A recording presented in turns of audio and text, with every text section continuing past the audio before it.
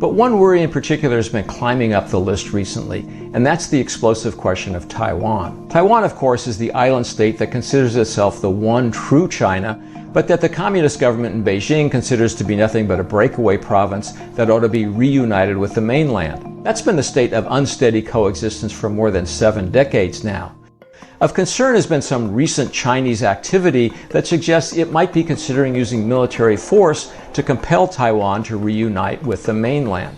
Some analysts consider these Chinese moves to be nothing but saber-rattling and posturing, perhaps designed merely to stop Taiwan from declaring its independence, that is to say, from declaring itself to be an independent state no longer interested in reunification with the mainland.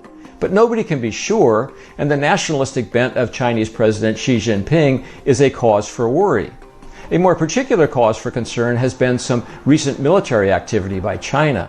Taiwan has reported that in recent days, Chinese military aircraft, including fighter jets, bombers, and anti-submarine aircraft, have flown over nearby waters. Japan also has reported that Chinese military aircraft have flown into Japan's self-declared air defense zone as well. And all these moves come shortly after a fairly contentious meeting in Alaska between Chinese officials and officials of the new Biden administration, a meeting at which Chinese officials apparently said some fairly aggressive things about reunification with Taiwan. One other area of concern is that if the Chinese actually believe their own rhetoric about how the U.S. and the West are in the early stages of an inevitable decline, they may conclude the West is in no position to respond to a Chinese move against Taiwan that could lead to miscalculation. Again, none of these moves mean that military action is either imminent or inevitable, but they explain